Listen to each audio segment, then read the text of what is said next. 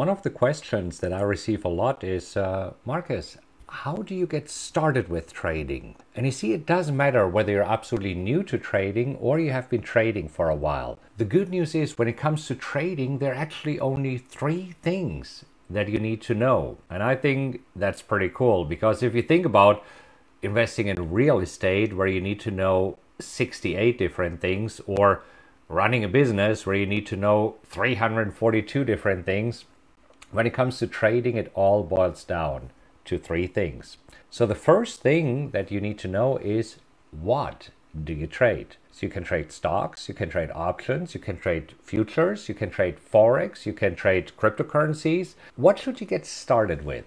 And here's my take on it. I think that you should get started with stocks and options. Now, of course, you can trade futures, you can trade forex, you can trade cryptocurrencies. However, these instruments, futures, forex, cryptos, they're more volatile. And I don't think they're perfect for a beginner. If you're a beginner, stick to stocks and options. This again, step number one, what to trade is how to find the best stock to trade. There's 15,000 stocks, and you know what I like to look for. I want to see stocks that are moving, and by moving I mean that have small but consistent trends. So stocks that are not erratic, stocks that are nicely moving, going up and down, and this is where I use my tool, the PowerX Analyzer, to find these stocks, to run the scanner and find it of all these 15,000 stocks that we have currently traded at the US exchanges. Step number two is when to enter. So let's just say when to buy a stock, right? Because you need to have specific criteria of when to buy. That's step number two.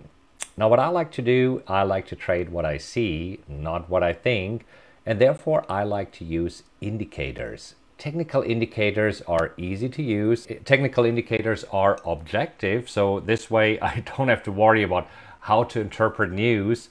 And I think they're perfect for beginners because they're black and white, right? I mean, either an indicator is above a certain level or below. Now, the three indicators that I like to use are stochastics, RSI, and MACD. And the levels that I like to look for, especially for stochastics and RSI, is the 50 level. Once we cross above the 50 level, it is more likely for a stock to go up. And once we cross below, it is more likely for a stock to go down. Now, I like to use three indicators so that all three indicators are confirming each other. Step number three is when to exit a trade. Okay, now that you enter the trade, you have to exit. And it doesn't matter whether you're trading stocks or options, forex, futures, cryptos.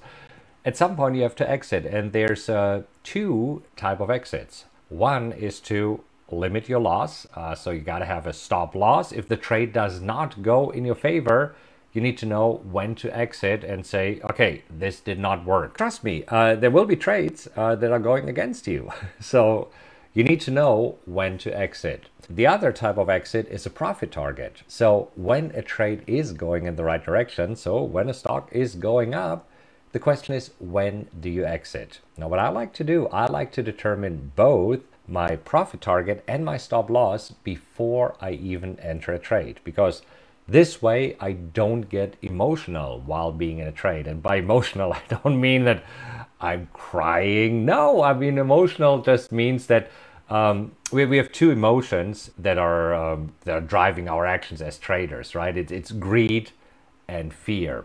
And when you have a trade that is working out, you might tend to get greedy. I mean, I used to in the very beginning of my trading career and hope that, wow, this is the trade that will make me thousands or $10,000s of dollars. And what I experienced often is that the trade actually then turned around and went against me. So take profits while they are there. Nobody ever got broke taking profits.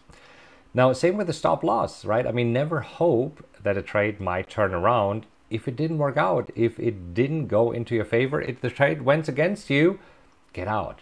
And instead of hoping that it turns around, just predefine your stop loss level, right? Choose a level that you're comfortable with. Now, I personally like to use the concept of the ADR, the average daily range, to calculate my profit target and my stop loss. Because when using the average daily range, it means that if a stock is more volatile, I can use a larger stop loss and a larger profit target. And when a stock is less volatile, or maybe the markets are becoming less volatile, then I'm using a smaller stop loss and a smaller profit target.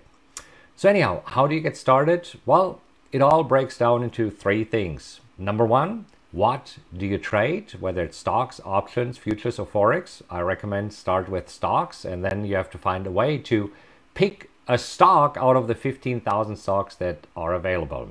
And you know that I like to use the indicators here. Then step number two is know when exactly to enter. So have very specific criteria that tell you when you buy a stock or option or futures, doesn't really matter. And step number three, know when to exit. When exiting, I like to use a profit target if the trade is going in my direction. And I like to apply a stop loss if it doesn't work out, so that immediately I get out and move on to the next trade. Now, my profit target, I typically choose twice as big as my stop loss, so that I make more money on my winning trades than I lose on my losing trades. I hope this helps. And if you're a little bit overwhelmed with all the stuff around trading, just think in these three categories, right? What to trade, when to enter, when to exit. Hope that helps, and I'll talk to you soon.